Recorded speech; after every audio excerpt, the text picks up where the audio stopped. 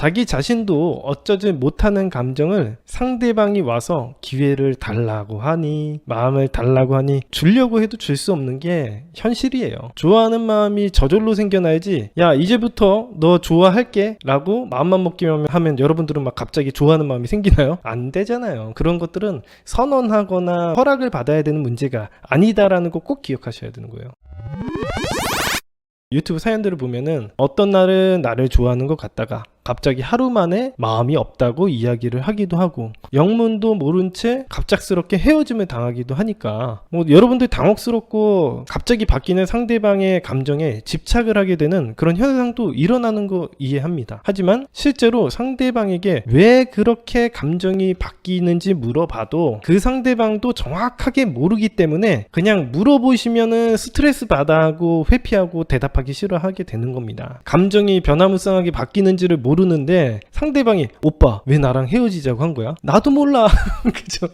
그냥 뭔가 아니다라는 생각이 들고 스트레스 받아서겠지. 뚜렷하게 뭐가 아니다라는 생각을 얘기하기 힘들어요. 여러분들이 연애하는 대상이 나이가 먹는다고 해서 달라지지도 않습니다. 왜냐면 이런 것들을 어디 가서 배우는 게 아니기 때문에 그렇죠. 그것은 여러분에게 자신의 감정을 속이는 행동이 아니라 그 상대방 스스로도 자신의 마음을 잘 모르기 때문이죠. 여러분의 시시각각 바뀌는 마음을 제대로 설명하지 못하는 것과 똑같은 행동이라고 보시면 됩니다. 이런 부분을 모르면은 상대방의 마음이 마치 고정되어 있는 것처럼 생각을 해서 짝사랑이나 재회를 시도해보지도 않고 당장 끝내버리거나, 여러분들이 잘 사귀는 관계를 오해해서 너나 별로 안 좋아하는 것 같아, 너나 별로 안 사랑하지? 라고 이야기를 해서 관계를 망쳐버리는 일도 발생을 합니다. 무조건 어떤 심리나 행동들은 원인이 있는데 이걸 갖다가 무시하고 그냥 좋아하고 안 좋아하고의 문제로 판단을 해버리는 거죠. 그래서 사연을 보면은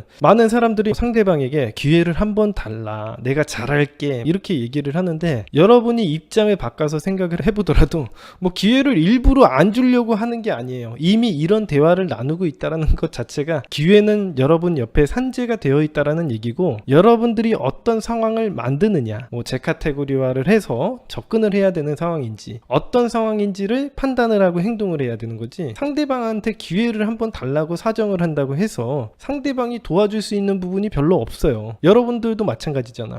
이미 상황은 굉장히 안 좋은 상황인데 기회를 한번 달라고 얘기를 한다고 해서 달라질 게 뭐가 있겠어요? 여러분들이 경험이 없거나 어리면은 기회를 주면 뭐 좀 더 나아질까? 노력을 하면 바뀔까? 라고 착각할 수도 있겠지만은 여태까지 우리가 보여줬던 어떤 모습들이 있거든요. 1년이나 뭐 2년 동안 만나면서 보여줬던 모습이 있는데 갑자기 바뀔 일은 없죠. 상대방에게 갈구하고 강요하시는 분들이 있으신데 이게 상대방을 불편하게만 만들지 상대방이 뭘 어떻게 해줄 수 없다는 거 꼭 기억하세요. 짝사랑을 하더라도 마찬가지입니다. 상대방한테 나한테 한 번만 기회를 줘, 나랑 딱 한 번만 데이트를 해줘, 이런 얘기를 하는데 데이트를 하고 싶게도 만들어야 되는 거지, 강요를 해서 한 번 만나게 되면은 데이트가 이미 시작부터 잘못되어 있을 겁니다. 여러분은 어떻게 행동하느냐에 따라서 상대방의 마음을 짜증나게 만들 수도 있고 화나게 만들 수도 있는 존재들입니다. 반대로 여러분들이라는 가치가 희소하다고 생각하게 만들 수도 있고 여러분들을 쫓아다니게 만들 수도 있죠. 이런 방법들을 알고 상대방의 마음을 리드를 해야지 여러분이 원하는 연애를 성공하고 행복한 연애를 지속시킬 수 있는 겁니다. 자기 자신도 어쩌지 못하는 감정을 상대방이 와서 기회를 달라고 하니, 마음을 달라고 하니 주려고 해도 줄 수 없는 게 현실이에요. 좋아하는 마음이 저절로 생겨나야지, 야 이제부터 너 좋아할게 라고 마음만 먹기만 하면 여러분들은 막 갑자기 좋아하는 마음이 생기나요? 안 되잖아요. 그런 것들은